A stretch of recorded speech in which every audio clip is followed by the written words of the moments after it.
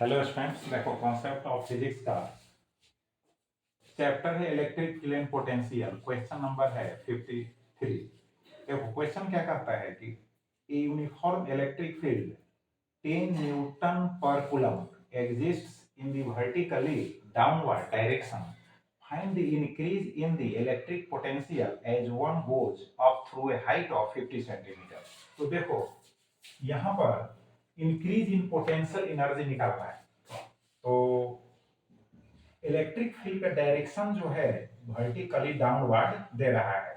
Clear? तो electric field का direction हो गया वर्टिकली डाउनवर्ड, वैल्यू दिया हुआ है 10 न्यूटन पर कूलम, बट निकालना है इंक्रीज इन पोटेंशियल। तो कैसे निकलेगा? तो सबसे पहले इलेक्ट्रिक पोटेंशियल को समझो। देखो यहां पर हम समझाते हैं इलेक्ट्रिक पोटेंशियल को। Electric potential, electric potential. अब इसको समझो, यहां पर जो है देखो पॉइंट ओ पर जो है प्लस क्यू चार्ज है।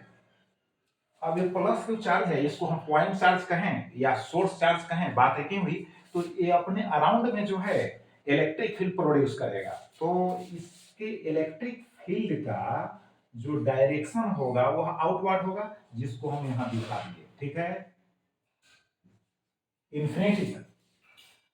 अब देखो, अब एक पॉइंट हम इलेक्ट्रिक फील्ड में ले लिए P। ठीक है, एक पॉइंट लिए हैं P।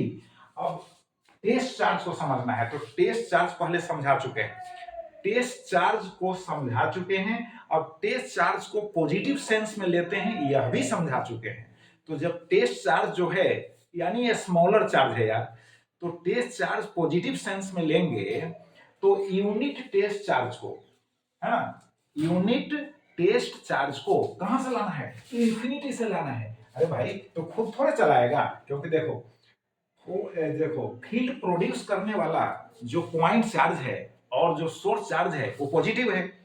बात समझ गए ना? तो पॉजिटिव चार्ज को तो आने नहीं देगा, तो एक्सटर्नल एजेंट के द्वारा उसको लाना होगा। तो एक्सटर्नल जब एजेंट उसको लाएगा, है ना, इसके फील्ड में, तो वर्क करना पड़ेगा कि नहीं?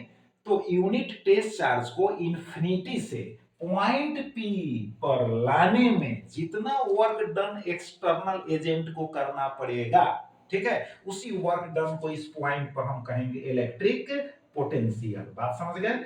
तो अब इलेक्ट्रिक पोटेंशियल को V से इंडिकेट करेंगे, तो V इज इक्वल टू हो जाएगा work done by test charge. Clear हो गया?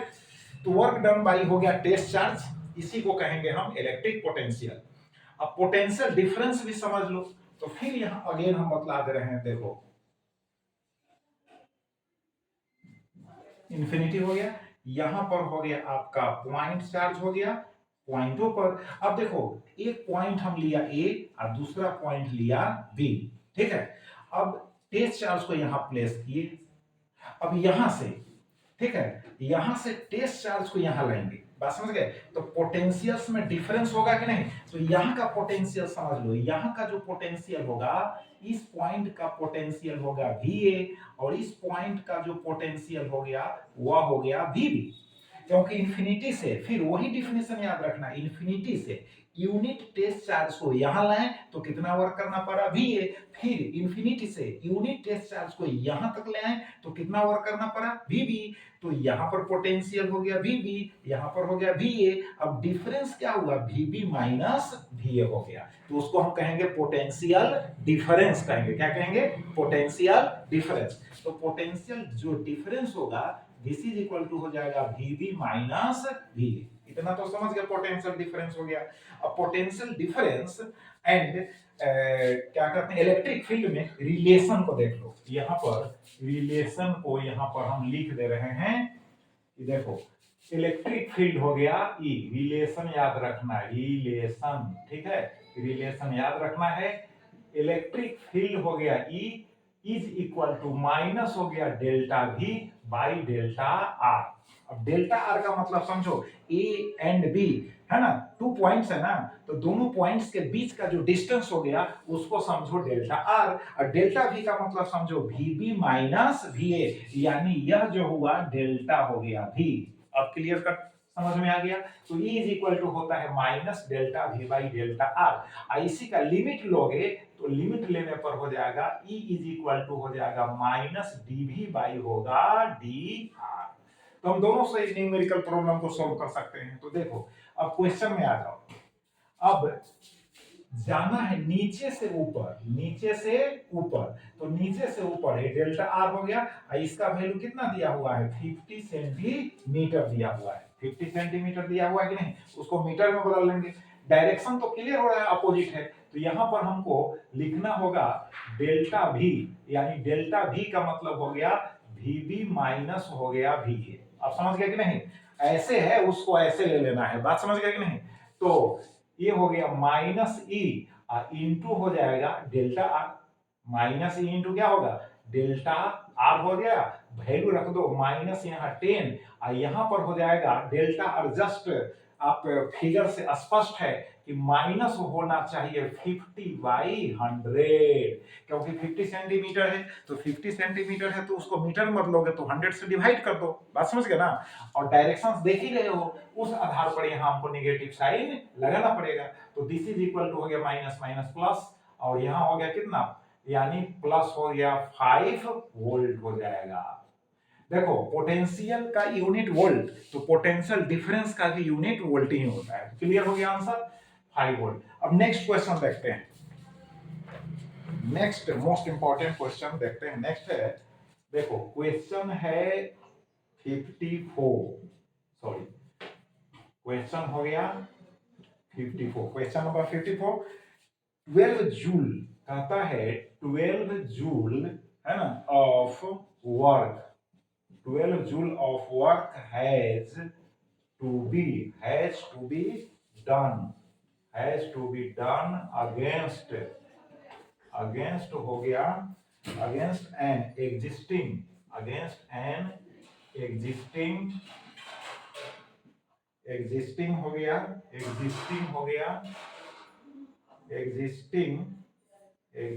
हो गया क्या चीज, एग्जिस्टिंग हो गया इलेक्ट्रिक फील्ड हो गया, इलेक्ट्रिक फील्ड हो गया, इलेक्ट्रिक फील्ड टू टेक, कहता है टू टेक है ना a charge, to take a charge of 0.01 coulomb from A to B.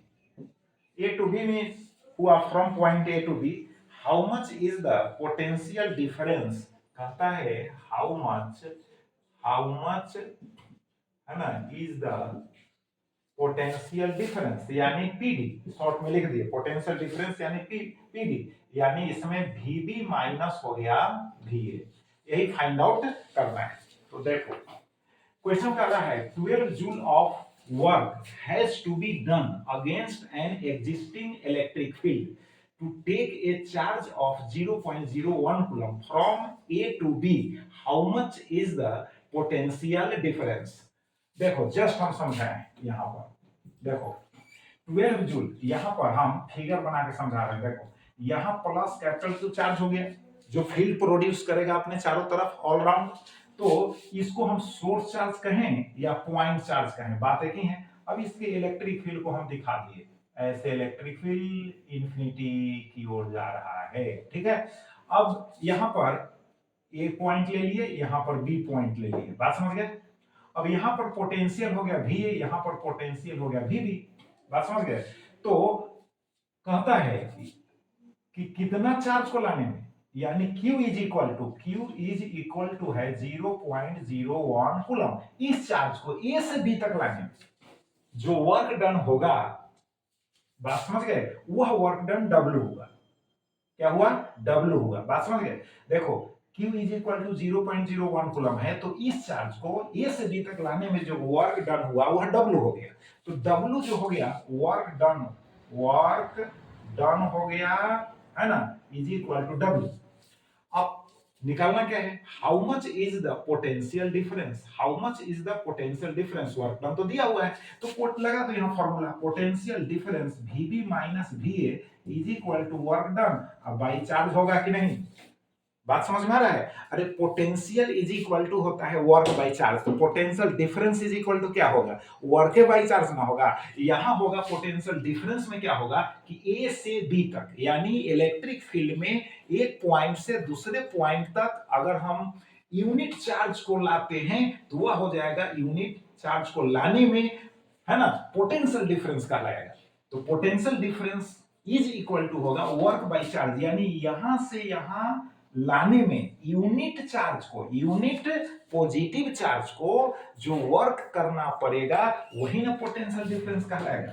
तो Vb minus V is equal to W by हो गया क्यू, और W is equal to given कितना दिया हुआ है क्वेश्चन में, देखो क्वेश्चन में दिया हुआ है 12 जूल, तो यहाँ हो गया 12 जूल और डिवाइडेड बाई चार्ज, तो चार्ज कितना है 0.01, तो दिस इज इक्वल टू हो जाएगा, डेसिमल को रिप्लेस कर देंगे तो 1200, है ना, 1200 हो गया वोल्ट हो गया। क्लियर हो गया कि नहीं, निकल गया। तो यहाँ 2 क्वेश्चंस जो है इजीली सोल्व हो गए, बात समझ गए। तो आप क्वेश्चंस के सॉल्यूशन के साथ साथ इलेक्ट्रिक पोटेंशियल को भी समझे, फिर इलेक्ट्रिक पोटेंशियल के बाद पोटेंशियल डिफरेंस को भी समझे, पोटेंशियल डिफरेंस के बाद potential difference and electric field के बीच के रिलेशन को भी समझे, बात समझ गए। तो चलो इनको रिवाइज करो, थैंक यू।